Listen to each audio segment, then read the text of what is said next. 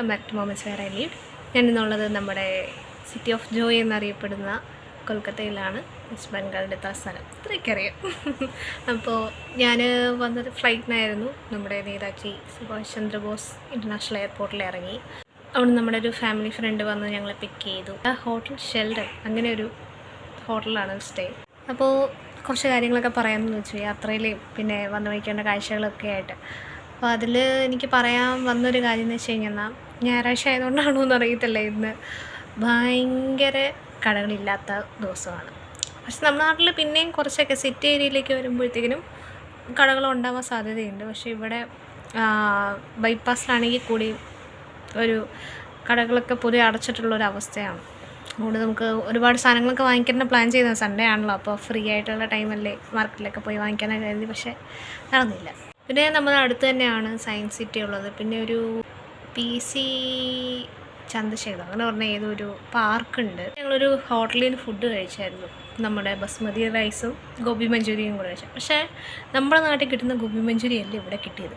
ഇവിടുത്തെ എന്ന് വെച്ച് കഴിഞ്ഞാൽ എന്തൊക്കെയൊക്കെയോ കുറവുള്ള പോലെ തോന്നി. ചിലപ്പം മേ ബി കടയുടെ ആയിരിക്കാം. ചില കടകളിൽ പറയുന്ന ഫുഡിൻ്റെ ക്വാളിറ്റിയിൽ വ്യത്യാസം വരുമല്ലോ, അതുകൊണ്ടായിരിക്കാം. അല്ലെങ്കിൽ പിന്നെ ഈ പറയുന്ന പോലെ ഇവിടുത്തെ ടേസ്റ്റ് അങ്ങനെയായിരിക്കാം. എന്താ സംഭവം എന്നറിയില്ല. പക്ഷേ നമ്മുടെ അതുമായിട്ട് ഭയങ്കര ഡിഫറെൻ്റ് ആയിട്ടുള്ള ഒരു ഗോബി മഞ്ചൂരിയൻ സത്യം പറഞ്ഞാൽ എനിക്ക് ഇഷ്ടപ്പെട്ടില്ല. അതായത് ഉപ്പെന്തേലൊക്കെ ചേർക്കാൻ. പിന്നെ അവിടെ നിന്ന് കിട്ടിയ ബസ്മതി റൈസ് അത് കുഴപ്പമില്ല, അത്യാവശ്യം വേവൊക്കെ ഉണ്ടായിരുന്നു, കൊള്ളാം. സോ കഴിഞ്ഞ പ്രാവശ്യം ബാംഗ്ലൂർ പോയപ്പോൾ വെറൈറ്റി ഡിഷസ് ആയിരുന്നു പരീക്ഷിക്കുന്നത്. അപ്പോൾ ഇത്തവണ ഒരു വെറൈറ്റിക്ക് വേണ്ടിയിട്ട് റൈസിൻ്റെ കൂടെ പല പല കറികൾ ട്രൈ ചെയ്ത് നോക്കാമെന്ന് ഞാൻ വിചാരിക്കുന്നു. റൈസിന് മാത്രം വലിയ റേറ്റൊന്നുമില്ല. പിന്നെ വന്ന വഴിക്ക് കണ്ട കാഴ്ചകളെ പറ്റി പറയുകയാണെങ്കിൽ, മെട്രോ ഐ തിങ്ക് പണി നടക്കുന്നതിൻ്റെ ആണെന്ന് തോന്നുന്നു. പകുതിയായിട്ട് എവിടെയൊക്കെ കിടക്കുന്നുണ്ട്. പിന്നെ നമ്മുടെ ഹൈവേ സാധാരണ കിട്ടുന്ന എല്ലാ ഏരിയകളിലും താഴത്തെ ഭാഗങ്ങൾ ഭയങ്കര മോശമായിട്ടാണ്. ഈ ഹൈവേയുടെ താഴെയുള്ള ഏരിയ അതുപോലെ തന്നെയായിരുന്നു. പിന്നെ കണ്ടൊരു മെയിൻ സംഭവമാണ്, അതായത് ഞാൻ ഇപ്പോൾ ഉദാഹരണം ട്രിവാൻഡ്രത്ത് എല്ലാണെങ്കിൽ അവിടെ നമ്മൾ കാണുന്ന ഈ പറയുന്ന ഈ ചേരി എന്നൊക്കെ പറയുന്നത് മോശം വാക്കായിട്ട് ഞാൻ ഉദ്ദേശിച്ചല്ല. അതായത് അങ്ങനെ ഒരു എന്താ കുറച്ച് പാവപ്പെട്ട സാമ്പത്തികമായിട്ടും പിന്നെന്താ പല രീതിയിലൊക്കെ പുറകിൽ നിൽക്കുന്ന ഒരു കൂട്ടം ജനത താമസിക്കുന്ന ഏരിയ പൊതുവിൽ ഈ സെൻട്രൽ ഏരിയയിലൊക്കെ കുറവാണ്. അതായത് തമ്പാനൂരും പിന്നെ ഇവിടെ പാളയത്തൊന്നും അങ്ങനെയുള്ളൊരു താമസിക്കാറില്ല. കൂടുതലും കുറച്ചും കൂടെ ഒരു ബോഷായിട്ടുള്ള ആളുകളൊക്കെ ജീവിക്കുന്നവരാണ്.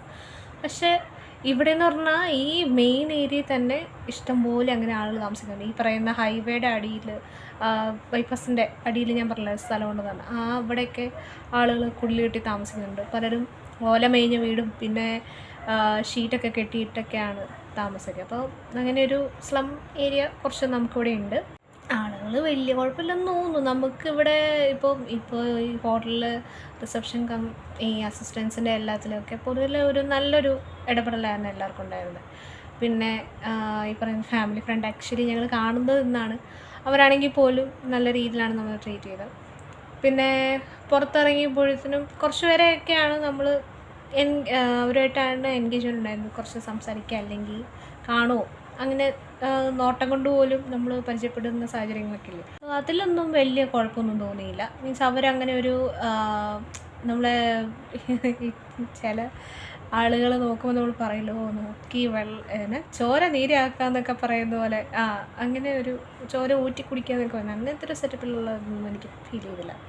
അതുപോലെ എല്ലാം ഒരു സമാധാനാന്തരീക്ഷമാണ് തോന്നിയത്. പക്ഷെ എനിക്ക് പേടിയുണ്ട്, കാരണം നമുക്ക് റീസെൻ്റ് ആയിട്ടുണ്ടായിരുന്ന പല കേസുകളും വളരെ ഒരു നെഗറ്റീവ് വൈബ് നമുക്ക് ഈ ഏരിയ ആയിട്ട് തരുന്ന ഒരു സംഭവമാണ്.